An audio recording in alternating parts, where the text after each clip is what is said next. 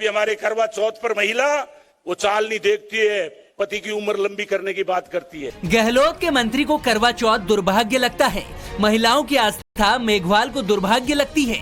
महिलाओं के पर्व पर मंत्री जी को गर्व तो नहीं है, उल्टा उसे दुर्भाग्य बता रहे हैं। हिंदुओं की आस्था के इस त्योहार पर राजस्थान सरकार के मंत्री मेघवाल का पूरा ज्ञान पहले सुन लीजिए। चाइना के अंदर 80% महिलाएं, हमारे अमेरिका में 50% महिलाएं काम करती है, इसलिए वो देश विज्ञान की दुनिया में जी रहे हैं। लेकिन दुर्भाग्य है कि आज भी हमारे करवा चौथ पर महिला वो चाल नहीं देखती है, पति की उम्र लंबी करने की बात करती है। लेकिन पति कभी भी पत्नी की उम्र के लिए चालनी नहीं देखता। लोग अंधविश्वास में डाल रहे हैं, लोग धर्म और जाति के नाम पे लड़ा रहे हैं। तो सुना आपने, जिस देश की महिलाओं ने अंतरिक्ष से लेकर धरती तक अपनी कामयाबियों के परचम लहराए हों, उस देश में महिलाओं की आस्था को दुर्भाग्य बताना आखिर कितना सही है। राजस्थान की गहलोत सरकार के मंत्री ने जैसे ही करवा चौथ को लेकर विवादित बयान दिया तो बीजेपी ने इसे मुद्दा बनाकर सरकार को घेरने में देर नहीं की। मेरे ख्याल से गोविंद मेघवाल जी ये भूल गए कि हिंदुस्तान की महिलाएं भी, कल्पना चावला जी अंतरिक्ष की यात्रा कर चुकी है।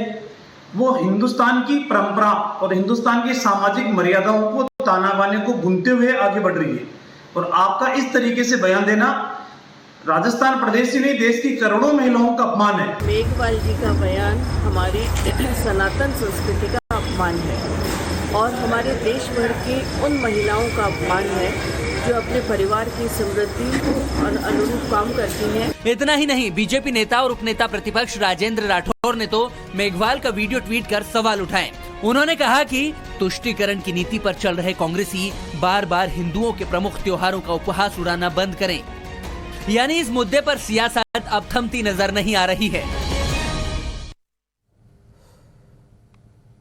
जालौर में मासूम की मौत का मुद्दा गरमाता जा रहा है। पीड़ित परिवार को इंसाफ के लिए अब सांसद हनुमान बेनीवाल ने कैसे मोर्चा खोल दिया, आपको दिखाते हैं इस रिपोर्ट में।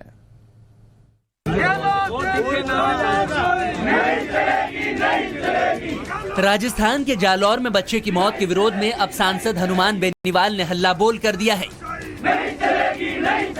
गहलोत सरकार के खिलाफ नागौर के सांसद हनुमान बेनीवाल अपने समर्थकों के साथ धरने पर बैठ गए। जालौर कलेक्टर के आगे रात में अपने सैकड़ों समर्थकों के साथ बेनीवाल ने धरना दिया और जमकर नारेबाजी की। प्रदर्शनकारियों ने सुराणा के छात्र की मौत के मामले में न्याय की मांग की है। साथ ही सरकार से पीड़ित परिवार को मदद देने की भी मांग उठाई।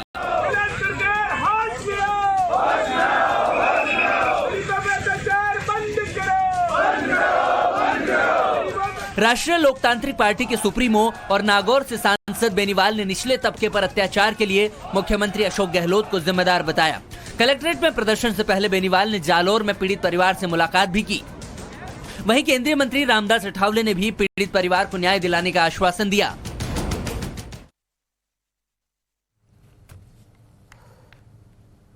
अब क्या आपको लाखों का इनाम जीतने के कॉल्स और मैसेजेस आते हैं? क्या आपको भी ईमेल और फोन पर सस्ती दरों पर लोन ऑफर किए जा रहे हैं? अगर हां, तो आपको सतर्क करने वाली हमारी यह रिपोर्ट जरूर देखनी चाहिए। लोन और इनाम के नाम पर लोगों को झांसा देकर ठगने के बड़े मामले का खुलासा हुआ है।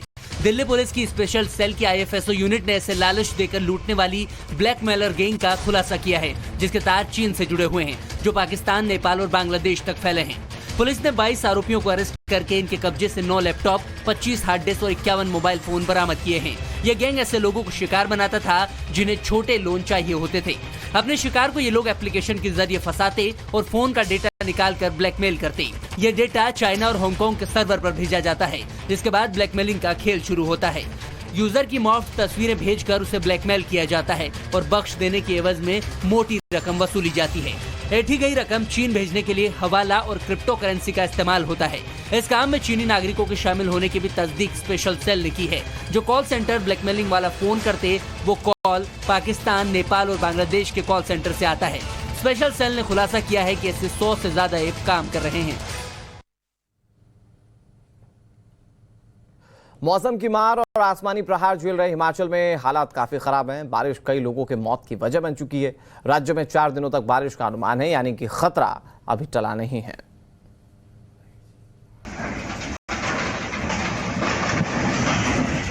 बाढ़ और बारिश ने हिमाचल में ऐसी तबाही मचाई है कि सब कुछ बर्बाद हो गया। पानी के प्रहार से कई जिंदगियां काल के गाल में समा गई। हिमाचल प्रदेश में 24 घंटे में 20 से ज्यादा लोगों की मौत हो गई। कुदरत के कहर की चपेट में आए 12 से ज्यादा लोग घायल बताए जा रहे हैं।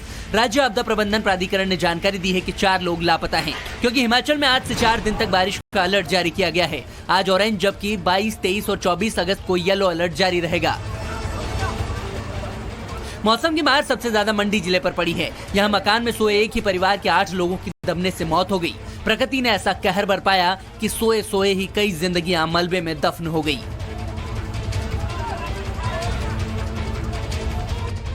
हिमाचल में आसमान से बरसी आफत ने कई जिंदगियां खत्म कर दी, लेकिन अभी हालात सामान्य होने की संभावनाएं कम है। यानी 24 अगस्त तक हिमाचल प्रदेश में संभल कर रहने की जरूरत है।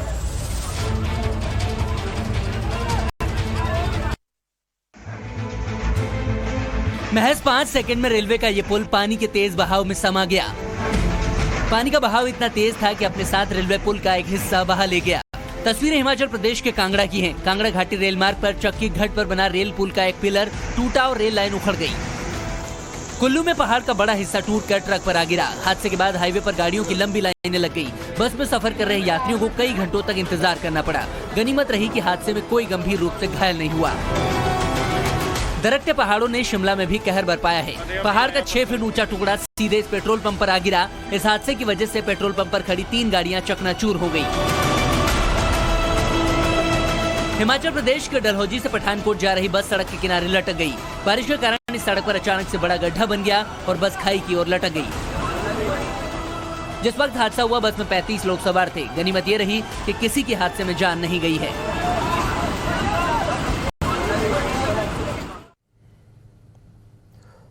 और कृष्ण जन्माष्टमी तक रामलला के दरबार का निर्माण कहां तक पहुंचा, कैसे काम किया जा रहा है, आखिर प्रभु श्री राम के दर्शन को लेकर कौन सी तारीख सामने आई है, ये सब कुछ आपको दिखाते हैं इस एक रिपोर्ट में। अयोध्या में भगवान श्री राम के भव्य मंदिर के निर्माण का काम जारी है। कार्यशाला से लेकर राम जन्मभूमि तक टारगेट से पहले हर काम को पूरा करने की कोशिश है। काम की रफ्तार को देखकर इतना तो तय लग रहा है कि अगले साल तक रामलला भव्य मंदिर में विराजमान हो जाएंगे। मंदिर निर्माण का काम किस तेजी से चल रहा है, उसे समझने के लिए इन तस्वीरों को देखिए। निर्माण स्थल की ये तस्वीरें बता रही हैं कि कितना मजबूत मंदिर तैयार होने जा रहा है। श्री राम जन्मभूमि ट्रस्ट के महासचिव चंपत राय ने ये फोटो ट्वीट किए हैं, जिसमें स्टोन यार्ड, दक्षिण पश्चिम कोने की रिटेनिंग दीवार समेत मंदिर निर्माण की प्रगति को दिखाया गया है। रामलला का धाम भव्य और दिव्य तो होगा ही, लेकिन इसे अलौकिक बनाने के लिए कोई कोर कसर नहीं छोड़ी जा रही है। अयोध्या में मर्यादा पुरुषोत्तम श्री राम के पावन धाम को भी विकसित करने के लिए बड़ी कार्य योजना पर काम हो रहा है। मंदिर ट्रस्ट का दावा है कि अगले साल तक रामलला भव्य मंदिर में भक्तों को दर्शन देंगे। ऐसे में दुनिया भर के राम भक्तों को उस दिन का बेसब्री से इंतजार है, जब रामलला अपने दिव्य धाम में विराज कर भक्तों को दर्शन देंगे।